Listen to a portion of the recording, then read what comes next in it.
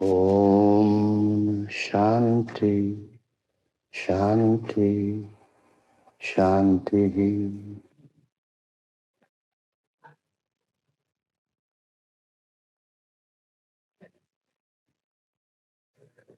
Open your eyes slowly.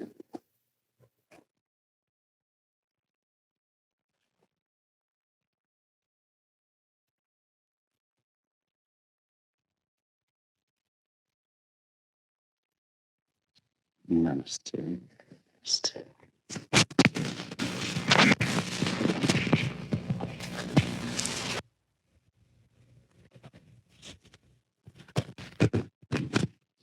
This might be the first time when some of you have gathered at a satsang. A satsang means an association of people for the purpose of discovering truth. And when you saw me greeting this way, it means that with thought, word, and deed, I salute the divinity within you, because everyone is potentially and actually divine. What man has to do in order to get rid of his sufferings is to find that divinity within. And it is through meditation and spiritual practices that one finds this divinity. And finding divinity means something very simple. The people regard it to be so far, and yet it is much more closer than your own very breath. What man needs today is to find that integration between mind, body, and spirit. People suffer and have miseries because they live a fragmented life. Now, if they could live in this integration, life could be nothing else but joy. On this course, every word that I'd be speaking to you would be of total personal experience. I don't speak from books. I do not prepare talks. So the normal pattern is this, that you ask any question you like, and I'll start talking on it.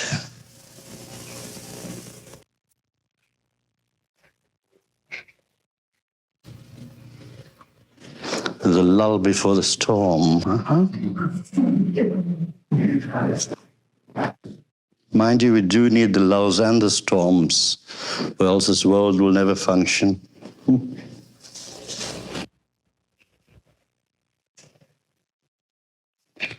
They've really lit me up, haven't they?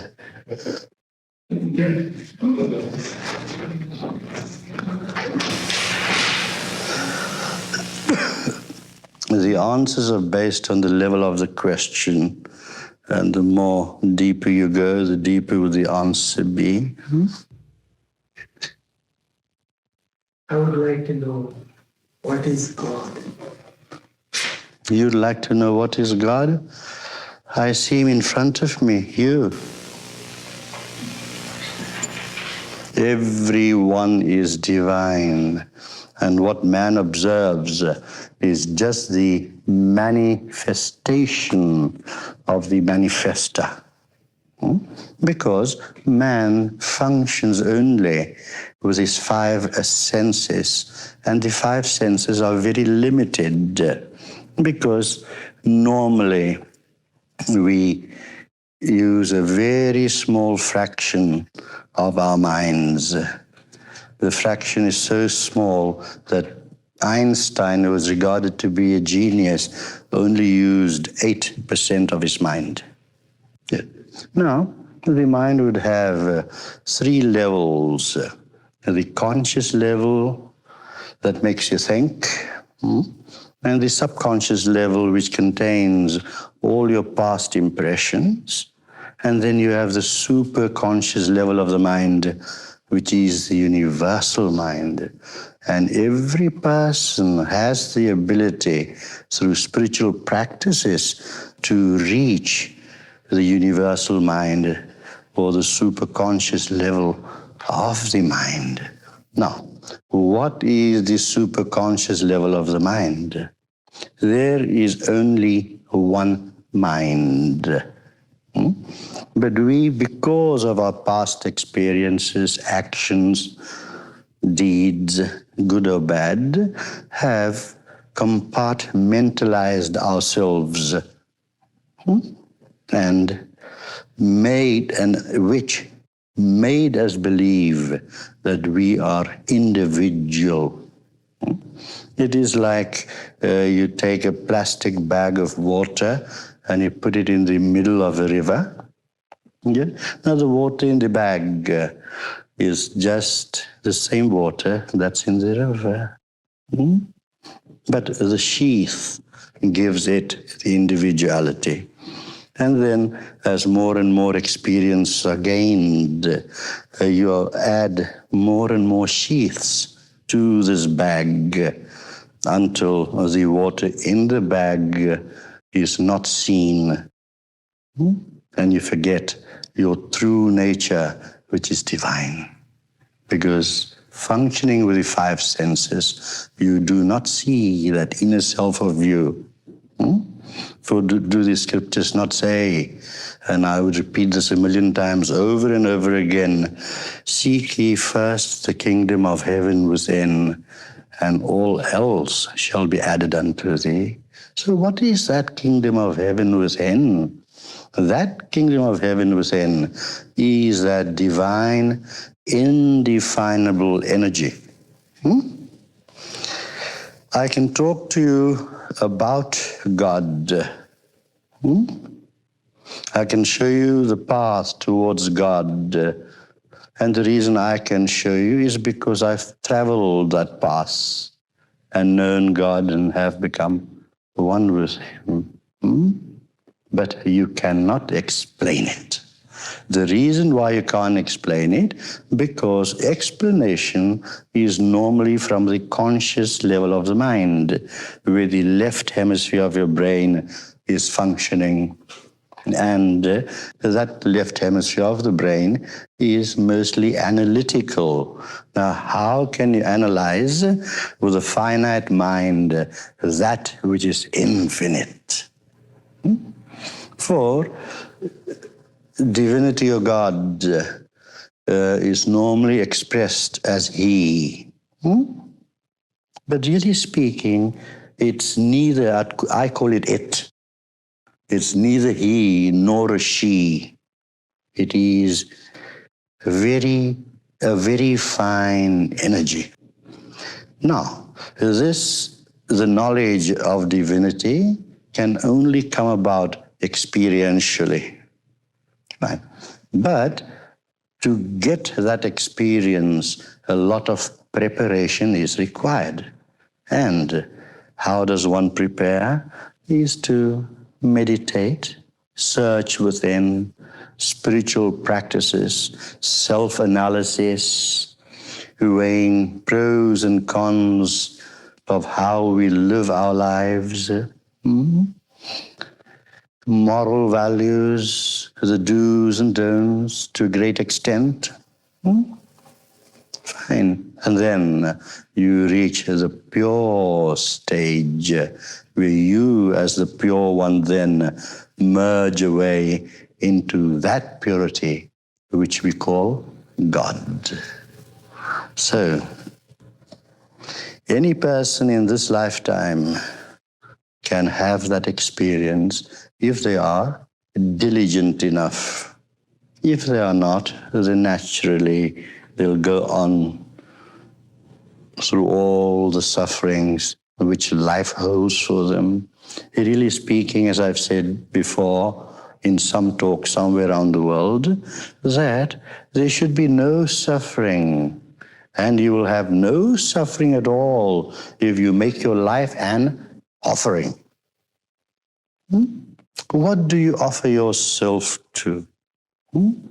You offer yourself to service of mankind, for that is the truest reflection of God on this earth in its present stage of evolution.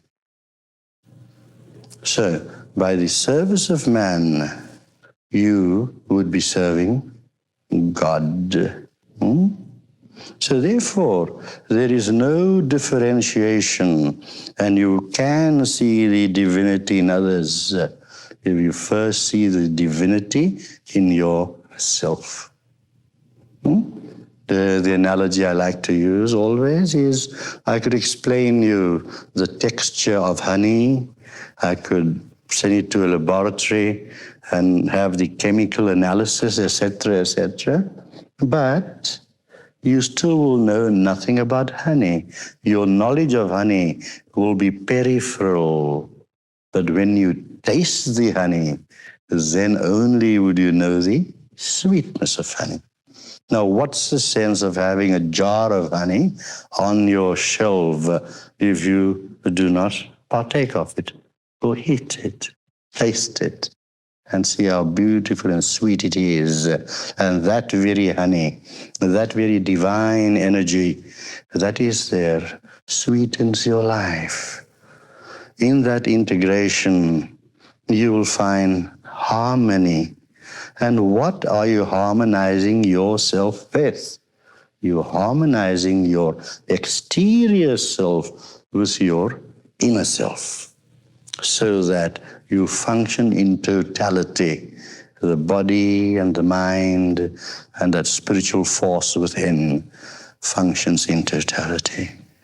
I have been, in younger days, trampling around all the Himalayas, going to various caves and ashrams and meeting various gurus. I learned a bit from everyone until I found my own guru, Swami Pavitranandji. You might have the photos in your pocket. We'll show you later. Fine. Good.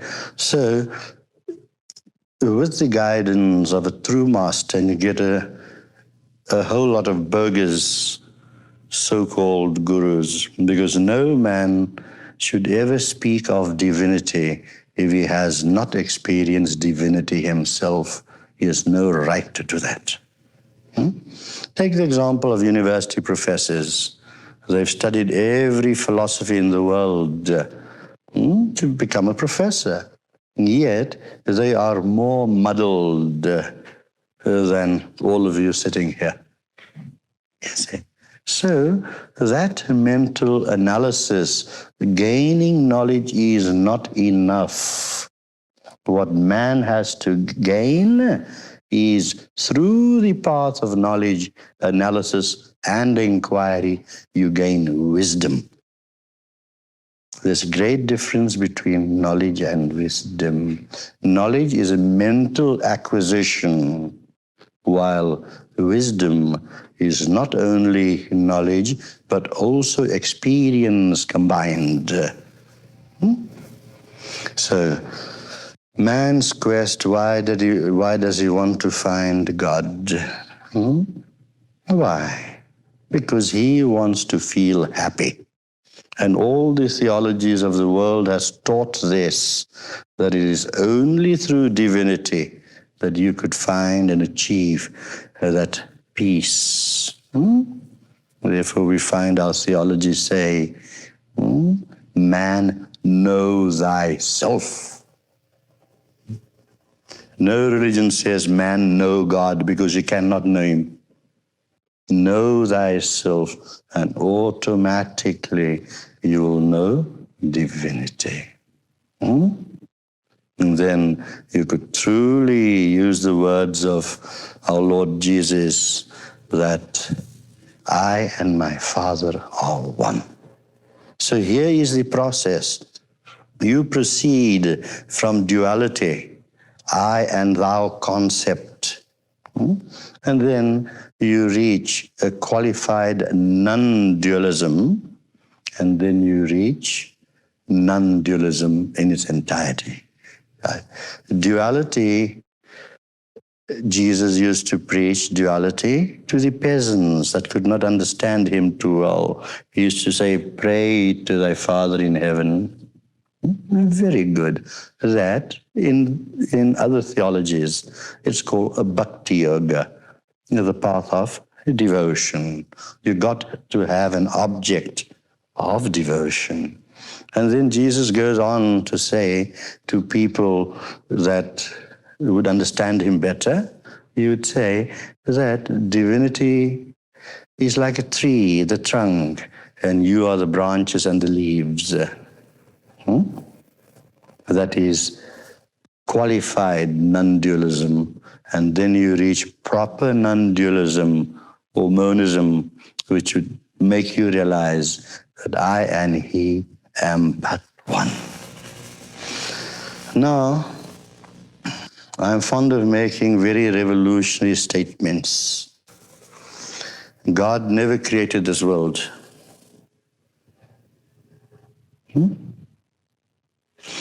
Creation requires a will, and will stems from the mind. If it stems from the mind, then there would be limitations. But yet everything around us is so complete, you can only but see it. So I'd rather say that the universe is a manifestation of the manifester. Now, as fire would give off heat, or a flower would give off fragrance, so it is a nature. It is the nature of fire to give off heat. Otherwise, it would not be fire. It is the nature of a flower to give off fragrance, or else it would not be a flower. In a similar way, the nature, for want of a better word, the nature of divinity is to manifest. So, this manifestation we see around us is a superimposition upon the divine energy itself. And it is because of the superimposition and the molecular and atomic structures of the emanation or manifestation that this universe has been formed. And the variety has come about when different kinds of molecules combined with each other and created a different product. And that is how this world started evolving. You take water, H2O, right? And they are totally opposing substances. That hydrogen and oxygen are opposing substances, but the combination made it into a third substance, which is water. Likewise, this has been happening all the time. So since the Big Bang theory, you might have read about it, in this vast explosion, when it shot off all those millions and billions of atoms, billions and billions and billions of atoms, they started multiplicating itself, duplicating, replicating, mixing with other molecular structures, and that is why we find all the different elements in the world. Now, the basic 5 elements that composes the universe is fire, water, air, ether, and earth. Those are the 5 basic elements that composes this universe. And we see differences not in its original substance, but we see differences because name and form. Name and form only. That is why we see differences. That is why we differentiate between one thing and the other. So when the questioner asked, tell me about God, I say, there you are, sitting there. Because I do not look at your face. I do not look at your mind. I look at your inner spirit. And that is divinity.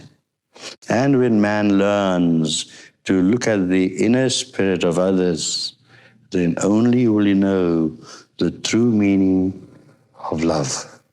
For God is love, and love is God. And there too, love is an indefinable quality. Two sparks just ignite together. There is no accident. I was telling someone this morning, everything is a plan, a divine plan. Now, what is the divine plan? Not that neutral energy I spoke about, the impersonal God, but the divine plan lies in the manifestation where things have to operate in a certain way. If you study the universe, you will find everything is so precise. There is no accident whatsoever. Like attracts like, one thing combines with another, and it's all there, all the time, indestructible. Nothing is ever destroyed. For if any even matter, if matter is destroyed, you will destroy God, which is impossible. So, it is all the same. It is all one. The only thing that's required is the realization that I am divine, and so is everything around me divine. And when one feels and experiences the divinity within, then you would find total peace, joy, bliss. No sadness, no sorrows. You find that. Now, because of the structure of manifestation, that caused the mind.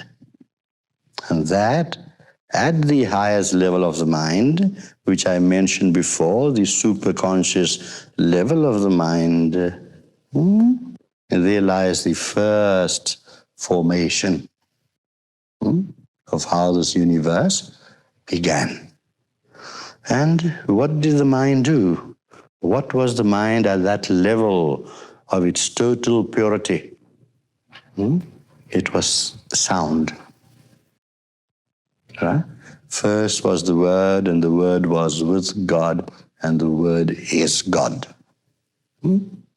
So, the manifestation one has to reach the highest level, and that reaching that level would mean that you have reached Christ consciousness or Buddha consciousness or Krishna consciousness. These are all labels. It's just one consciousness that there is.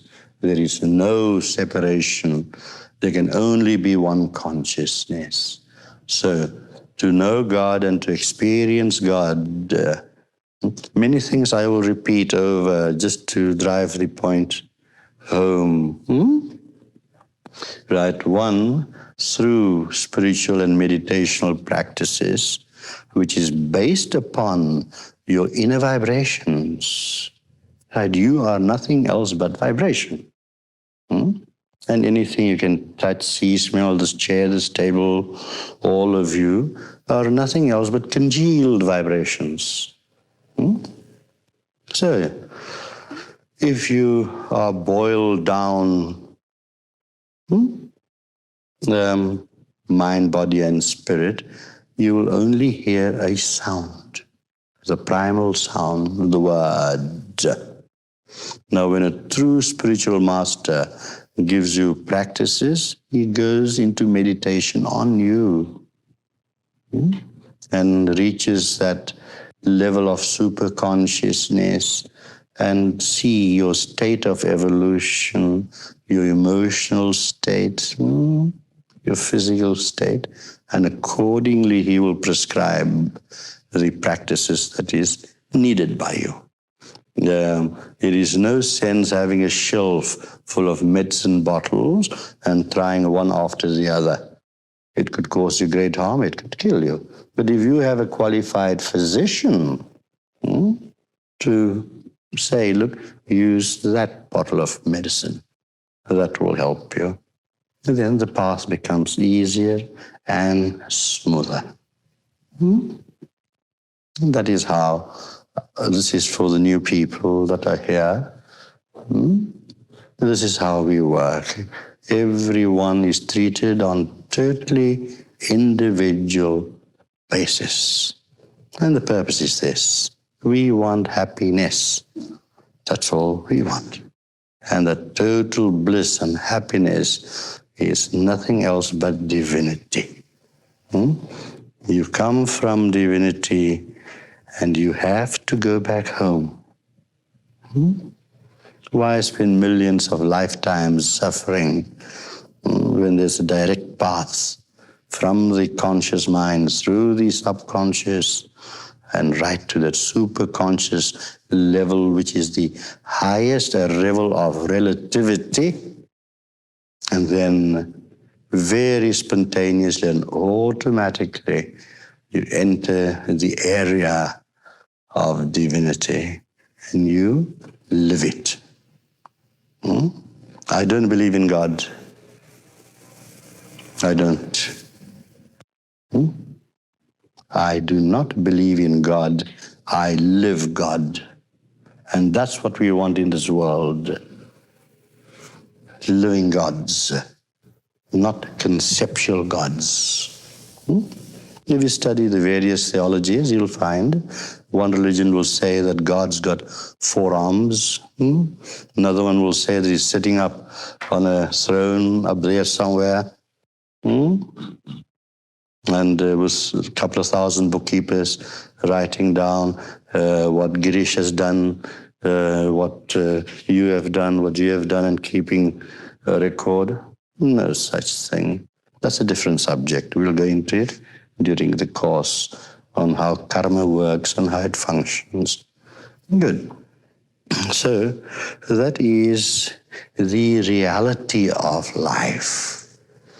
People look for reality, which they will find, but underlying reality, there is something which is called actuality.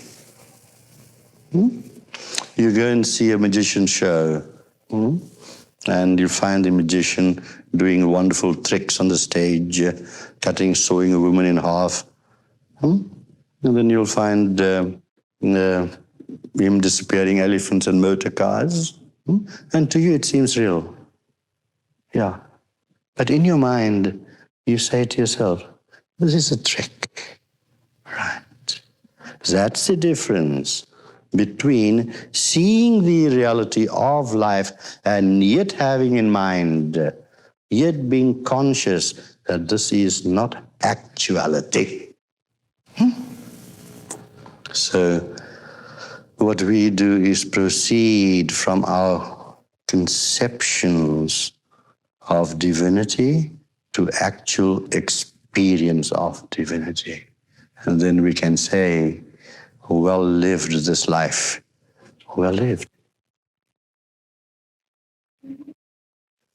Nothing will bother you then when you reach a little higher stage. The whole mountain round here might crumble down and you will not bat an eyelid. But now what we do? Oh, Auntie Jane said a nasty word last week, so you keep on mulling over it all the time, creating unhappiness for yourself.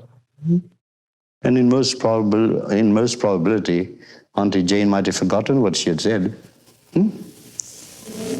See how we magnify things because we only use a very small portion of the mind. But if we can use the totality of the mind, then we will see life in a totally different perspective. Now, I can go much deeper. I spoke for about an hour, I think. Our motto in America, American Meditation Society, is the 3 L's: life, love, and laughter. See if we can't have a couple of jokes.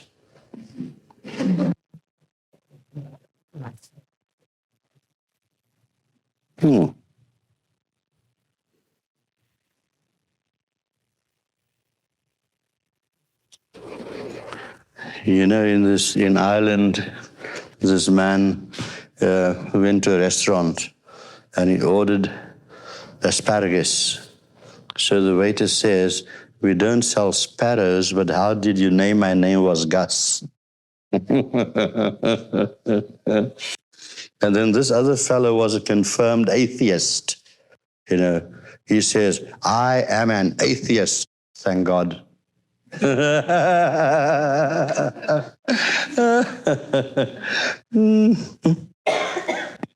Now, in this village, this church, and the church had 2 clocks. So a passerby passes there, and he sees a different time on each of the clocks. So he asks, the person that was in charge, he says, "Look, you've got 2 clocks there, and both of them are showing different times." So the fellow replies, "If they showed the right time, we would not need 2 clocks. If they showed the same time, why have 2 clocks?" Now you've heard of this Atlas something, Charles Atlas, the bodybuilding, right? You write in for a cause, and that. So this one fellow writes in to Charles Atlas for the cause. So duly he got the cause, and after a while, 3 months, 6 months later, he wrote back to Charles Atlas, "Sir, I've done your cause, and now you send me the muscles."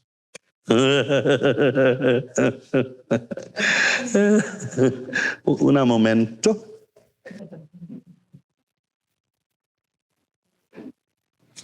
Yeah, this chap was brought up before a judge. Right? So the judge asks, "Have you been up here before me?" So he replies, "I don't know what time you get up, sir." And then there was the crowd there was howling with laughter.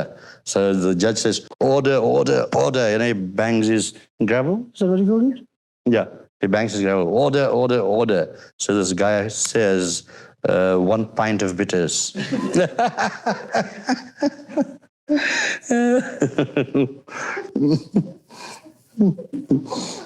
Now, this couple went for a picnic, and they parked the car and took a nice walk in the woods to have the picnic.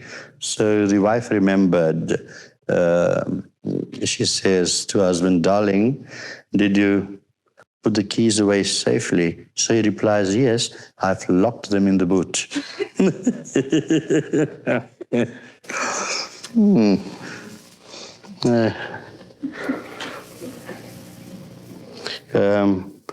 The thermos was a wonderful thing. This chap was thinking. He says, "How come the same, thermos, flask? Is that what you call it?" Yeah, flask. Yeah, thermos. He says, "This is really wonderful. When I put hot tea in there, it keeps it hot. And when I put in cold orange juice, it keeps it cold. Now, how does the thermos know how to do that?" Well, good night. See you tomorrow morning. Have a pleasant evening. We'll have a lot of fun on the course, especially when we do some of our practices and things, and it'll be a lot of fun.